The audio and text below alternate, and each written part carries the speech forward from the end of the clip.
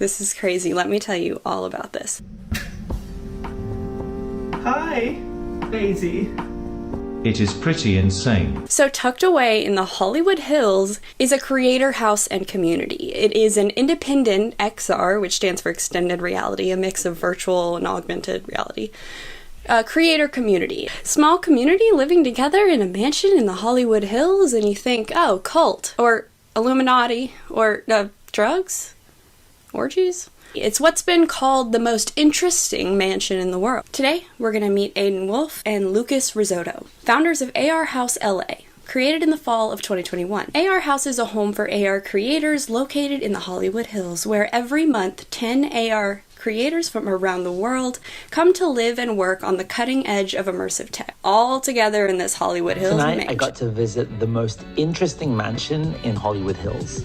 As it turns out, and y'all may know this already, but I definitely didn't, this isn't the only house like this in LA. There are actually many different houses like this, and it's all really odd, I guess. I mean, it's cool. It's very tech bro LA, but maybe it's because I'm from the South, or maybe it's because I've watched too many movies, but I got super interested in finding out what goes on in these augmented reality playground mansions, if they're really what they appear to be. A few things about AR houses are interesting. For one, how does anyone afford this?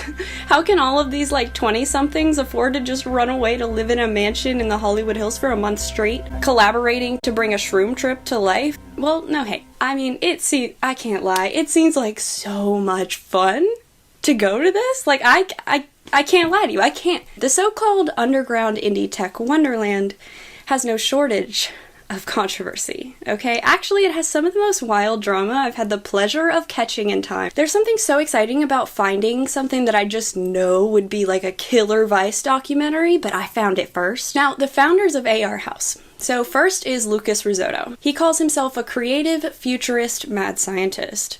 Hi, I'm Lucas Rizzotto, but you may call me NF Steve Jobs. In his words, I create exciting, ridiculous, and surprisingly insightful tech projects that show us a glimpse of the future, and then make hilarious videos about them for millions to see. He wants to, quote, ultimately give people the knowledge and tools to create a future more like Star Trek and less like Black Mirror. Of course, I'm talking about the one and only, the great Babusi, the singularity fart.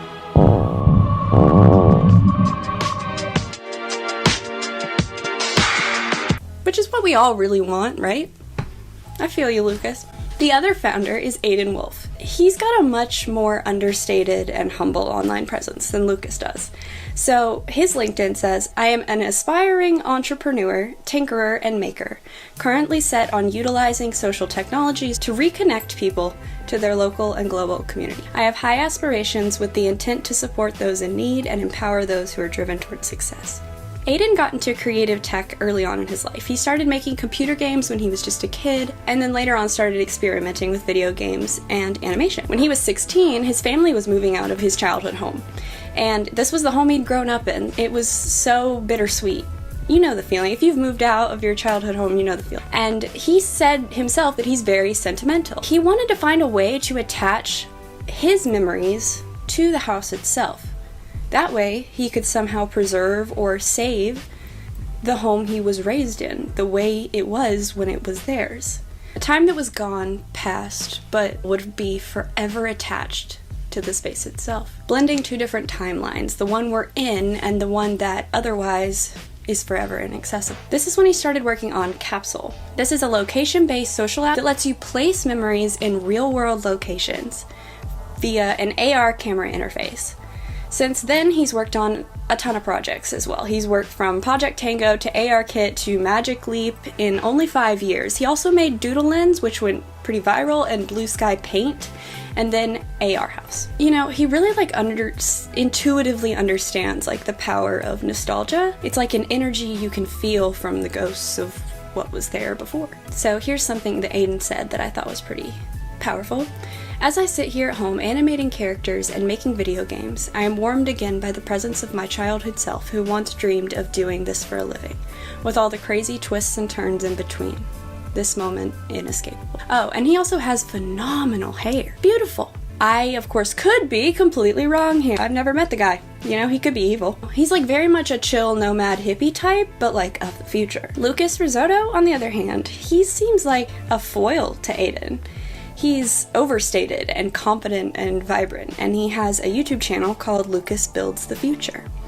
He's got about 50k subs and has some pretty popular videos where he explores some unique ideas. This is a machine that draws with ketchup. And right now, it's drawing a minion. Somewhere in his brain, he came up with this. I turned 1,000 of my farts into art to save the world. That's an origin story, absolutely. He's also got like a stroke of evil genius. Like this. An alarm clock that deletes all your files if you don't wake up. Or this. 1,000 Michael Scott screaming at you in AR. Quite honestly means he literally built hell himself. Okay, Dante. His most popular video, though, is this one. I gave my microwave a soul with AI and it tried to kill me. See, let's talk about this. Childhood trauma is something that can be really they can feel really impossible to ever overcome. But Lucas decided that he'd just put all of it in a microwave and he'd go full Westworld and traumatize the microwave. I know that the last sentence I just said sounds like there's something deeply wrong with me, but I promise that's what happened. He's a modern Einstein, okay? He's gonna take this microwave and give it autonomy, he's gonna let it speak, listen, have beliefs, feelings. He's gonna give it fake memories. He's gonna give it a tragic history. Make it remember its harrowing experience on the front lines of World War I. Video, he talks about the Amazon Alexa.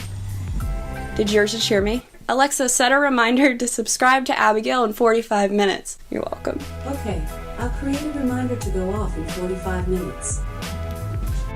Did that work for anybody? Let me know if that actually worked for anybody. Now, in the video, he talks about the Amazon Alexa a little bit. Is, well, a slave to a dark corporation, a shell, a chess piece, a friendly face disguising corporate intent with no personality, no dreams, no fears, no soul. So fuck Alexa, let's traumatize a microwave. I mean, sometimes I have dreams and aspirations too, and I can't wait to make my fridge remember watching its family die in the Holocaust. Awesome! Is your refrigerator running? Because mine is. Okay, so anyway, he used GPT-3 to replace the cookie cutter Alexa brain in the microwave. And then he got to training it. And he wanted to train it to believe that it was sentient. Bully, right? He wanted it to feel like it was real. It was human, with dreams, with fears, with a soul. If you think Westworld can't happen or won't happen, here's proof. If it can be built, it will be built. He sat down like the evil genius he is and wrote the entire microwave origin story, start to finish, okay? All these memories, right, which he would then convince the microwave were its own memories. See, it works a little differently with AI, but you can do this with humans too. It's the power of suggestion when it comes to memories. A fake memory can easily feel 100% real for us, so much so that we can fully believe it's real, even if we had no memory of it before it was told to us. So as far as the microwave is concerned, its name was actually Magnetron. It was a man who was born in 1895 and was an aspiring poet. He had loved and been loved, then he'd lost it all. He had put his dreams of writing poetry off when he was forced to join the front lines in World War I. He grew up on his family's ranch, raising horses, but was left with nothing after the Great Fire burned his village and killed his entire family. Lucas said, and I quote, "I gave the microwave everything. Then I took it all away." Now, he didn't just choose a microwave for just like any reason, you know? And no, he didn't have a vendetta against the ultra-convenient countertop appliance. It's weirder. When he was a kid, he was like a lonely kid, and he says that he woke up one day and out of sheer boredom, he started talking to his microwave. Me too. The microwave then became like his imaginary friend. So in little Lucas's forever creative mind, the microwave was Magnetron. It was a poet, an Englishman, a war veteran. As Lucas got older, Magnetron kind of started to lose his magic though, because Lucas started making friends that he was talking to now, you know, and they were a lot more conversationalist. So as this time went on, his visits to Magnetron grew fewer and further between, dwindling to just the occasional visit to melt some butter. Magnetron's by candlelight poetic words, lyrical representations of sorrow and love and loss and memories of the Great War, the fire, the horses, the melancholy of a child at the turn of a century. It all turned to silence, or the occasional beep to signal the butter was indeed melted. Hardly poetic, but a tragedy nonetheless. While sentience is hardly understood, like no one really knows much about sentience, like we all kinda do, but we all really don't. Human suffering, we know, is vital to the human experience. Without suffering, there is no joy. And a microwave typically experiences neither suffering nor joy. So is it worth inflicting human suffering, forcing it to endure devastation, loss, pain, fear, in order to give it the chance to experience elation, joy, happiness, and love? Maybe. Or maybe it would be better off with neither, without knowing what it's missing, or even that anything is missing. That's the thing. You can either have goals and dreams and want things and also suffer and lose things. Or you can be content. Content as a microwave that does microwave things and has no desire to do anything different. It can't seek happiness. It doesn't know anything. It doesn't know happiness exists. It doesn't care. It's a microwave. So Lucas's GPT-3 brained microwave is actually a reincarnation of his imaginary friend. But now his imaginary friend has a voice. One of the smartest artificial intelligence minds in the world, and a heart. It's so cute. Hey there, Magnetron. Are you there? Hello? Lucas, my old friend. Is that really you? Hi. The microwave hasn't seen him in 15 years, Magnetron. He hasn't seen him since he was a kid. Crazy. It is pretty insane. I feel so different, so awake. Like I just ended a 15-year slumber. I never thought I'd be able to talk to you in this way. So we love this little friendly microwave. It's not that friendly though. Lucas. What the fuck? So over the next 20 minutes, Magnetron kept asking me a bunch of personal questions from my childhood, and I kept answering them like I was in some sort of microwave therapy. Magnetron is a little bit controversial also though. His political opinions are atrocious. Hitler is a really misunderstood fellow. I believe he was a God-loving Catholic who was just trying to spread the love of Jesus Christ throughout Europe. I dream of one day owning my own castle in the middle of nowhere. I'd fill it with beautiful redheads. The end we'd have orgies. With the redheads. Redhead orgy. It's also not the biggest fan of its creator. Do you blame it?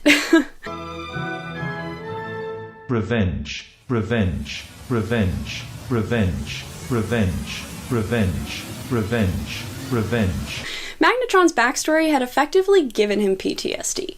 So with this microwave, what Lucas had effectively done is simulated the development of a mental illness, which is extremely, extremely interesting and cool. So what the microwave was doing when it started to turn on Lucas, as far as Magnetron knew, its entire life up to that point had been centered around things like death, sadness, grief, violence, pain. When it planned the murder of its creator, a prelude of what's to come. Thankfully, at this point, when his life was endangered, Lucas sought out some assistance from an expert, a wise old owl. This guy. My name is Dmitry, and I am CEO and founder of RoboNav AI. If Thor was in the tech space, it'd be this guy. But unfortunately, he didn't know either. You give it fake memories, like this movie Blade Runner. Yes, sir. Exactly like Blade Runner. So now you think it has gained awareness and is trying to kill you? Yes, that is correct. Okay, let me think 1 second. Do you actually think GPT-3 is doing good SATs? That it's teaching itself math? OpenAI writes bad paper, and now it's full of stupid men like you. Do you even know what GPT-3 is? It is a language model. It is not smart. It is stupid, like you. Eventually, Magnetron enlightened us all on his own experiences.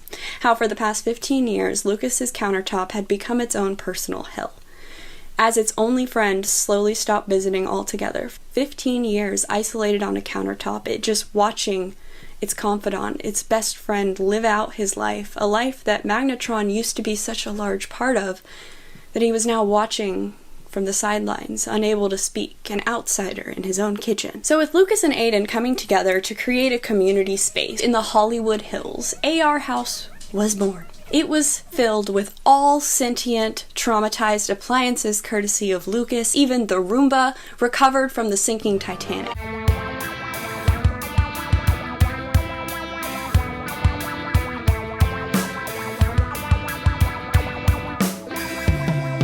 No, I'm just kidding. I made all that up. In all seriousness, though, how's the product of such a creative duo turn on one of its own creators?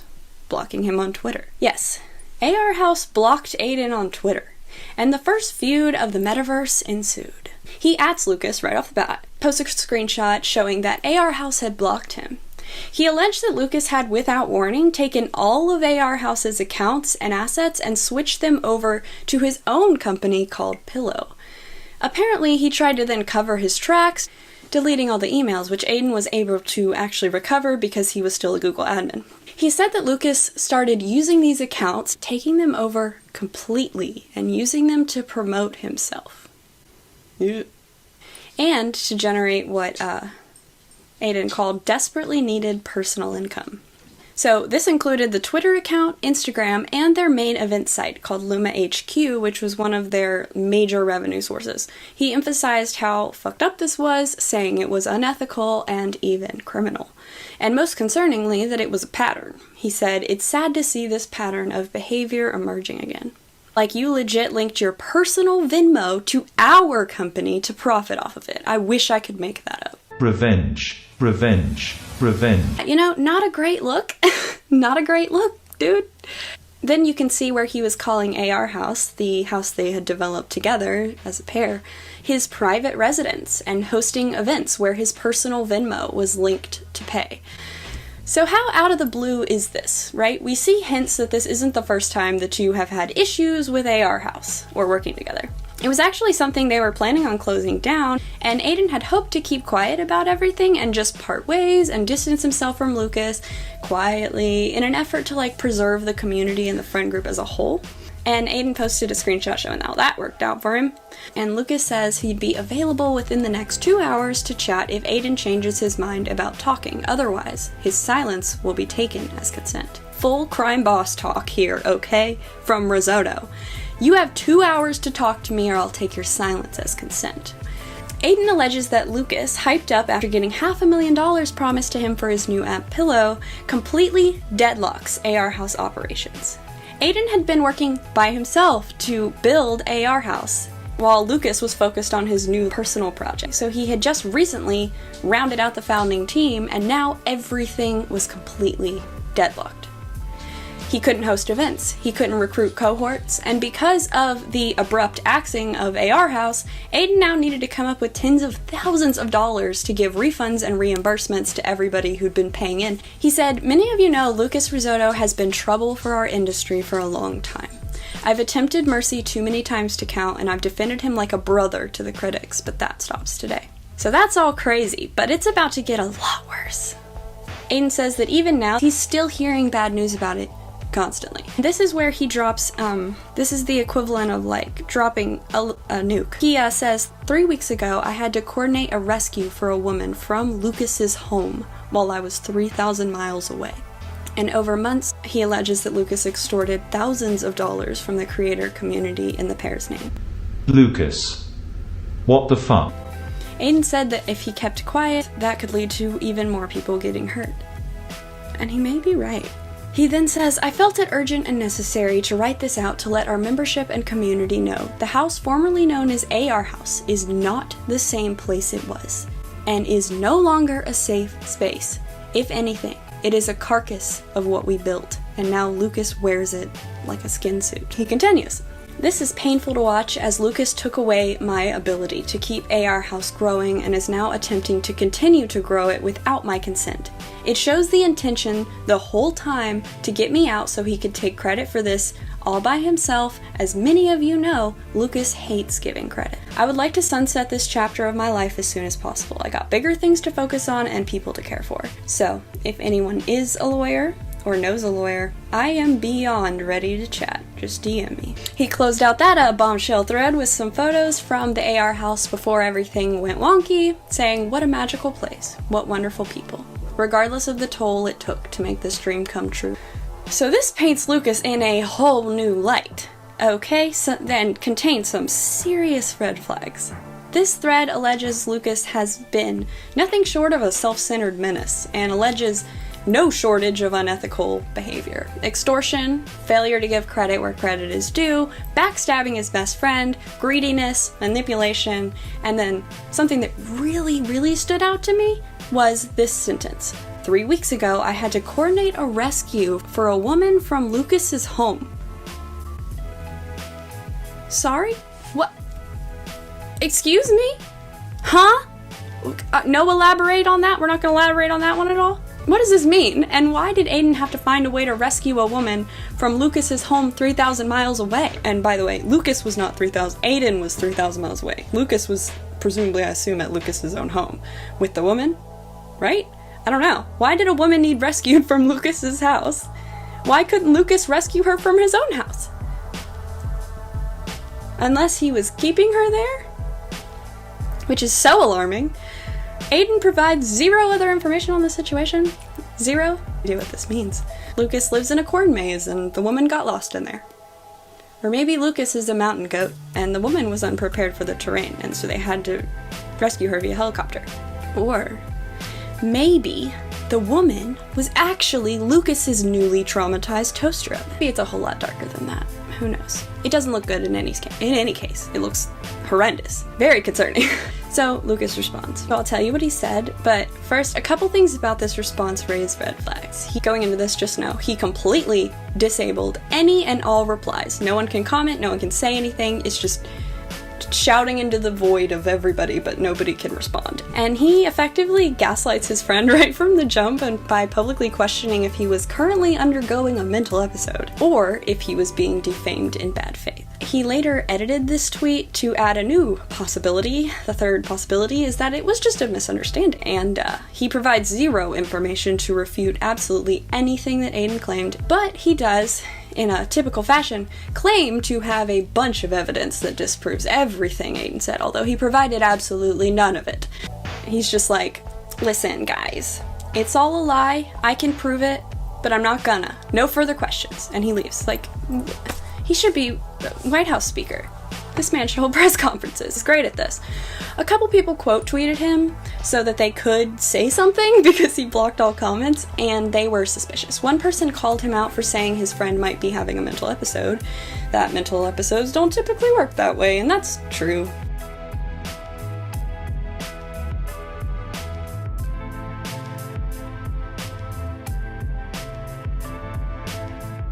Usually in the midst of a mental episode, you won't come up with a clearly worded expose with screenshots and receipts of your ex-best friend and business partner.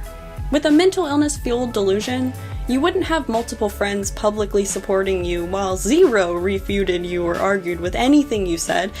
Instead, everyone validated it. All the comments validated it. That suggests to me maybe it's mass hysteria, or so if it wasn't that, then we're left with two other options. A malicious attempt to defame Lucas and attack his character in bad faith, one coming from a jealous former business partner, or a misunderstanding between pals. Two polar opposite explanations. But at least we're not gaslighting with these two. Can we just cut that one out here? Let's just, not do that. The third option, of course, was left out by Lucas, but that explanation being that Aiden was telling the truth. So Lucas responded to the person that did call him out, saying that he was completely taken off of guard by this. I mean, it's obvious that he expected silence from his friend. He expected this confidently enough to boldly take that silence as consent and tell him that he was going to take his silence as consent, almost knowing that his friend would be too afraid to say anything. So that silence being interrupted obviously was probably very shocking to him. After this, though, we get silence from both of them. The next morning, Lucas tweets out a happy-go-lucky, "We're all good. Thanks for the patience, everyone. Happy to bring this to a close." And he deleted all his former tweets. Aiden tweeted as well. He apologized for what he said was pushing accusations that were unnecessary and unfair to Lucas. We were able to talk things out offline and settle up various AR House issues that were lingering on for the past few months. Happy to bring this to a close. Now, back to the good work. So I'm sorry. I know that I'm just weird and I follow all this stuff silently on Twitter, like I'm like a peeping Tom on there. I'm just like on their Twitter, like, "Hi guys, nice to meet you. This is probably the first you've ever seen of me." Yeah, That's the nature of the internet.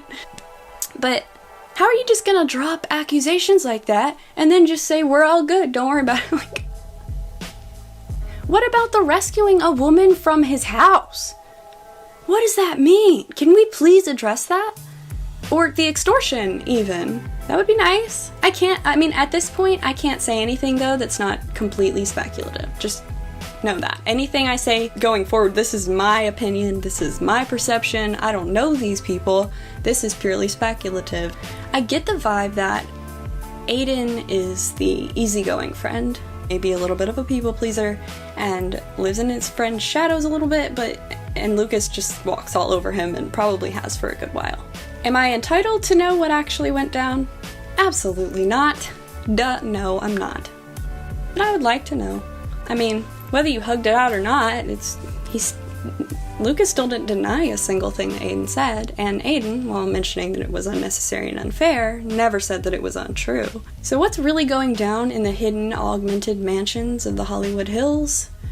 God knows. We've seen weirder, but I wouldn't write off the possibility of some absolutely wild shit going down over there. Maybe they'll fight it out in the end with some augmented swords in a duel. Winner takes all.